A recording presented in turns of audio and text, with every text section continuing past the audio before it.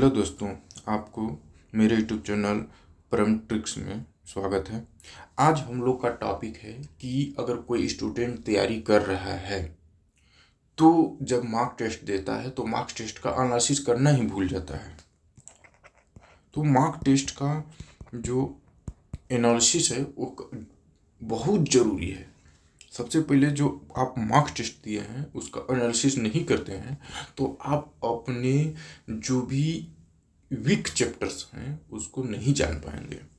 तो marks test देने का मतलब यही है कि आप अपने स्ट्रॉन्ग और वीक चैप्टर्स को जानें और इसको वीक चैप्टर्स को इम्प्रूव करें। तो आज सबसे पहले हम लोग देखेंगे कि किस तरह से एनालिसिस किया जाता है। मैं 14 जनवरी को एक मॉक टेस्ट दिया था हिंदी का, उसी का एनालिसिस करके मैं दिखाता हूँ और एनालिसिस करने के बाद उसमें मैं क्या नोट करता हूँ और क्या छोड़ता हूँ, क्या क्या वीक था उसको मैं कैसे नोट करता हूँ, ये देखेंगे। चलिए देर न करते हुए हम लोग टेक्स्ट बुक पे चलते हैं और उसमें जो टेस्ट दिए हैं उसकी एनालिसिस करते हैं।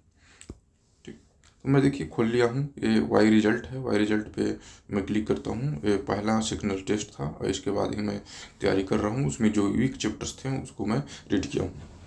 तो सबसे पहले मैं सॉल्यूशन पे जाऊंगा और इसको मैं क्या करता हूँ कि बड़ा कर लेता हूँ, थोड़ा इसको बड़ा कर लेता हूँ, सबको दिखाई दे।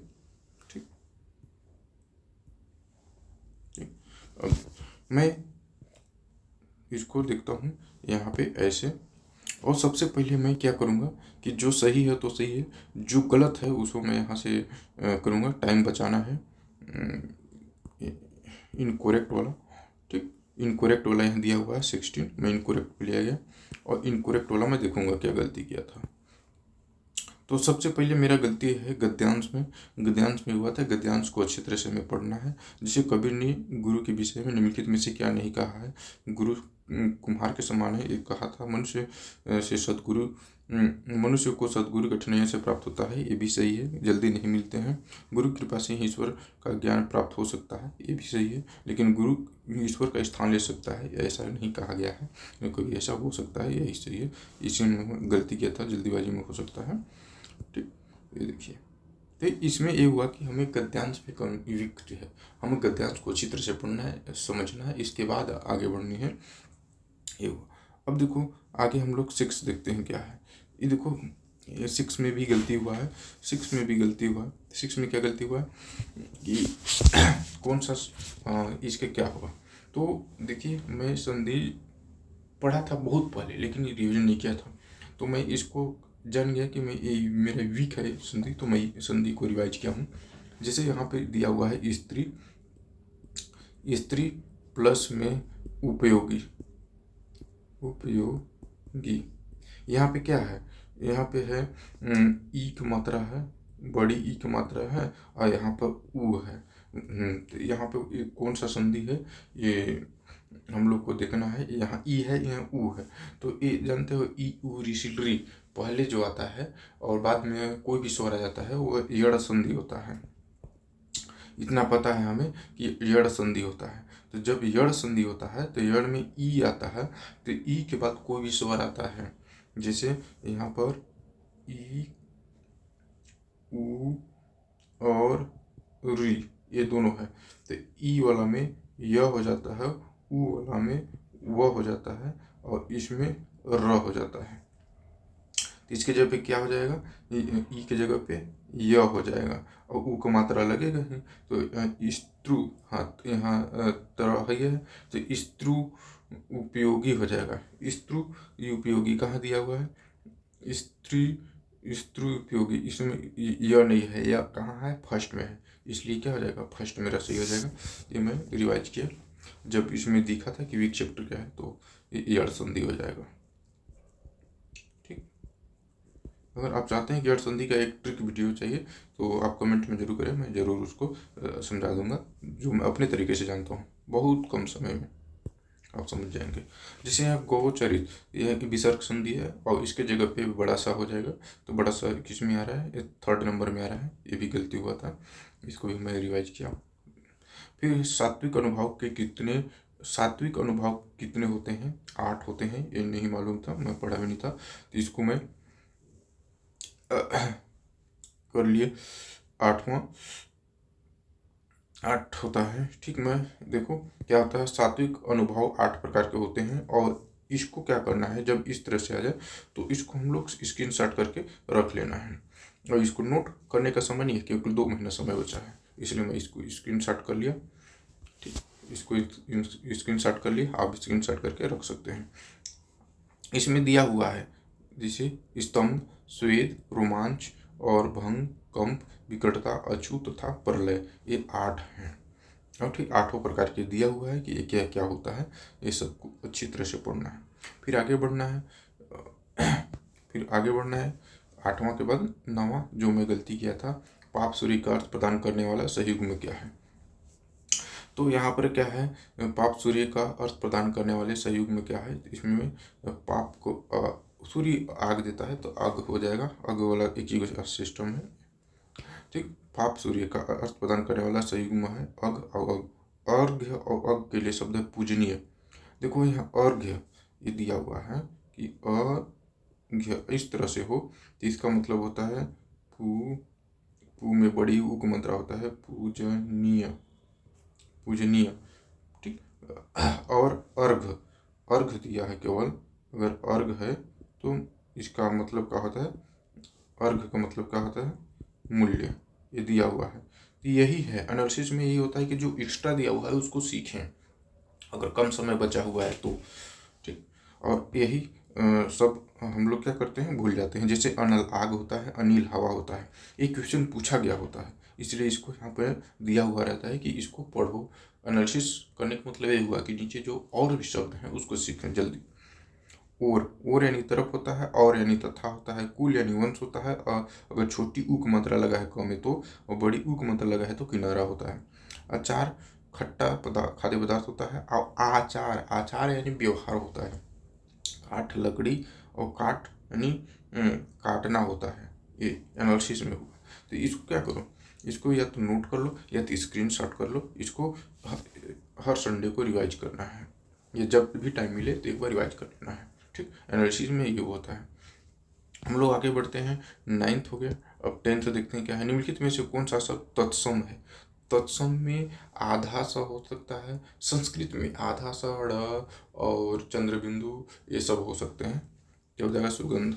ठीक, अब देखो यहाँ पे एनालिसिस करने का मतलब यह है कि इसमें जो भी नीचे दिया है सॉल्यूशन, उसको अच्छी तरह से पढ़ें, नोट बनाएं या स्क्रीनशॉट करके रख लें, स्क्रीनशॉट करके रख लें। ठीक, स्क्रीनशॉट करके रख लें। अगर आप ऐसे नहीं करते हैं तो आपकी एनालिसिस बहुत कमज़ोर हो जाएगा, मतलब कि आपको टेस्ट देने का कोई मतलब ही नहीं होगा जब आप वीक चैप्टर्स को इम्प्रूव नहीं करते हैं, सॉल्यूशन को देखते नहीं है तो। कह रहे दिए गए विकल्पों में सुगंध मूल संस्कृत भाषा शब्द है, ये बताया जा रहा है। जैसे सौ तत्वभाव है, पति की दूसरी पत्नी को कहते हैं, सौ तत्वभाव शब्द है, शतक को कहते हैं, सोना तत्वभाव शब्द है, सोना एक धातु होता है। ठीक, ये सब दिया हुआ है। ये आगे दिया हुआ है कि क्या है, जैसे यहाँ पे दिया हुआ है तत्सम, तो देखो रहो यहाँ आधा है, बिंदु है, कूप है। ठीक, तत्वभाव में आग, काम, पांच आदि ये सब है। देशज में थैला, लोटा आदि, तो ये देशज वाला पूछा जा सकता है। विदेशज है, अदालत, ऑफिस, ये सबको ध्यान देना है। ठीक, और यहाँ पे आप एक तरफ नोट भी कर सकते हैं, एक तरफ आप नोट भी कर सकते हैं कि मेरा वीक चैप्टर्स क्या क्या हुआ है, वीक चैप्टर्स क्या क्या है। तो सबसे पहले हम लोग वीक चैप्टर्स क्या था, वीक चैप्टर्स में था संधि, तो हम लोग को संधि इम्प्रूव करना है। ठीक, ठीक, और दूसरा क्या था, दूसरा क्या था, दूसरा था तत्वभाव, अनेकार्थी शब्द, अनेकार्थी शब्द, ये दोनों हम लोग को क्या करना है, रीड करना है। अब देखो 11 10th हो गया था, 10th हो गया था। अब 11 से देखते हैं। अपादान कारक, अपादान कारक इससे भी मैं गलती किया था क्योंकि बहुत दिन छोड़ जाता है पढ़ाई, तो अपादान से होता है, अपादान से, तो से वाला कहाँ है, ये है। वो भी किसा उत्तम पुरुष, तो एक के लिए नहीं, उत्तम पुरुष हम में चला जाएगा। ठीक, ये सब आगे से देख सकते हैं। इसको पढ़ने का मतलब ये होगा कि आपको समझ आ जाएगा। जैसे ये आप अगर एनालिसिस करते हैं तो आप नहीं जानते हैं तो यहाँ से देख सकते हैं, कर्ता ने कर्म को या एक मंत्रा हुआ करण से के द्वारा संप्रदान के लिए अपदान से यही पूछा था। संबंध का के क्रिय अधिकरण में पर संबोधन है हरे हो, इससे क्वेश्चन जरूर आता है, इसको करो नोट कर लो या तो आगे बढ़ो। फिर आता है 13, विलोम शब्द का कौन सा युग्म सही है। तो इसमें विलोम शब्द क्या है, तो विलोम शब्द देखो किससे सॉल्व किया जाता है, देखो विलोम शब्द। तो विलोम शब्द देखो, कपटी निष्कपट गमन प्रस्थान ये नहीं हो सकता, आरोही आरोही ये नहीं हो सकता, पता चल रहा है कि कपटी निष्कपट होगा, लेकिन पता नहीं मैं क्यों गलती कर दिया था। ठीक, अब इसमें जो दिया हुआ है नीचे, इसको पढ़ो, अच्छे से समझ आ जाएगा कि क्या मैं गलती किया था क्या सही किया था। देखो इसमें जो गलती है ऊपर उसका दे दिया हुआ है, अनुरुक्ति का विरुक्ति होता है, आरोह का अवरोह होता है, गमन का उत्थान होता है, ठीक ना। तो इसमें एक प्लस पॉइंट होता है, ठीक, प्लस पॉइंट होता है, और इसको जरूर पढ़ें। अगर नहीं पढ़ते हैं तो आपको एनालिसिस कम जाएगा, जैसे एनालिसिस करते हैं तो इसमें एक क्वेश्चन में 5-6 चीज़ पढ़ने को मिलती है, बहुत ही अच्छा होता है। हिंदी के प्रथम महाकाव्य का नाम बताइए, पृथ्वीराजो। ये भी मैं गलती किया था, क्योंकि एक बार मैं इसको सॉल्यूशन देख चुका हूँ, इसलिए मैं एनालिसिस कर चुका था, मैं आपके लिए बना रहा हूँ। ठीक, ये देखिए इसमें दिया हुआ है, इसमें 3-4 चीज़ें दिया हुआ है। रामचरितमानस तुलसीदास की है, पद्मावत मलिक मोहन जयसी की है, कमानी शंकर प्रसाद की है, रामचंद्रिका केशवदास की है, ये सब देखिए इसमें और सारी चीज़ें दिए हुए हैं। ये बहुत ही अच्छा होता है, अगर आप इन चीज़ों को ध्यान देते हैं तो आपकी मार्क्स जल्दी इम्प्रूव होगा। जैसे मैं बोला था कि 2 महीने में कैसे तैयारी कर सकते हैं, तो देखते रहिए मैं कैसे अपने टेस्ट में इम्प्रूव करता हूँ।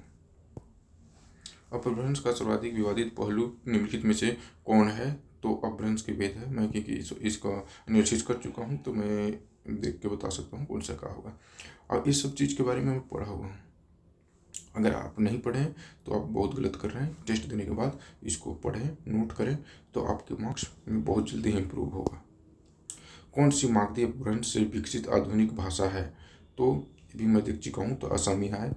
असमिया इस तरह से आने के बाद ये जो नीचे दिया हुआ है इसको जरूर पढ़ें, क्योंकि इससे आपकी मार्क्स बहुत ज़्यादा इम्प्रूव होगी। जैसे इसमें दिया हुआ है, मगधी अपभ्रंश की पूर्वी शाखा से बांग्ला उड़िया असमिया होता है। मागधी अपभ्रंश की बिहारी शाखा से मैथिली मगही भोजपुरी होती है। अर्धमागधी अपभ्रंश से पूर्वी नंदी भाषाएं अवधी बघेली छत्तीसगढ़ी होती है। पैसाची से लहंदा पंजाबी भाषा की उत्पत्ति हुई है। ये क्वेश्चन जरूर पूछी जाती है। मालवाड़ी मेवाड़ी जयपुरी मारवाड़ी गुजराती ये सब है, अगर आप पढ़े हैं तो पढ़ने की जरूरत नहीं है, लेकिन फिर भी एक बार देख लेते हैं तो अच्छा रहेगा, अगर आपका गलत हुआ तो हो। ठीक, अब किस वर्ग में शब्द का सही अर्थ है, तो इसमें इति वैदिक आपदा वाला सही अर्थ है, क्योंकि मैं इति शब्द का अर्थ होता है बाधा, उपद्रव, दैविक आपदा, जैसे अतिवृष्टि अनावृष्टि चूहे टिड्डी ये सब दिया हुआ है, इसको पढ़ें और आगे बढ़ें। 17 फिर 20 में देखो क्या है, कुसुम कानन अंचल में मद पवन प्रेरित सौरभ साकार। अब देखो इस तरह का जो क्वेश्चन होता है, लाइन शब्द वाले वाक्य वाले, मतलब किस तरह से एक लाइन दे करके पूछ देता है किस कवि का है, तो इसको प्रैक्टिस करते रहो, अगर हो जाए तो ठीक है, लेकिन ऐसे सभी का हम लोग याद नहीं कर सकते हैं, इसीलिए मैं यही चाहता हूँ कि अब बहुत कम समय है तो इस तरह का क्वेश्चन को मैं छोड़ दूंगा, या तो केवल प्रैक्टिस करूंगा, जो आएगा वो याद कर लूँगा। ठीक, तो एक किसका है, ये जयशंकर प्रसाद का है। और देख रहे हो एनालिसिस करने के बाद क्या हुआ है, कमायनी के 15 सर्ग है, ठीक ना, ये सब पूछ दिया है, 15 सर्ग के नाम दिया हुआ है। ठीक ठीक, तो ये सब क्या है, अगर एनालिसिस करते हैं तो इसके बारे में आपको जानकारी होगी। ठीक, श्रद्धा सर्ग से ली गई पंक्तियां हैं, कमायनी से श्रद्धा हृदय का प्रतीक है, ये सब दिया हुआ है। अगर आप एनालिसिस नहीं करते हैं तो ये सब सारे का छोड़ जाएंगे। फिर है समास विग्रह के दृष्टि से अनुचित विकल्प नहीं, तो देखो तीसरा में है मेरा समास भी गलत हुआ है, तो मैं समास भी रिवीजन करूँगा। संधि में 14 दर्ग दिया और वैसे ही रिवीजन कर लिया।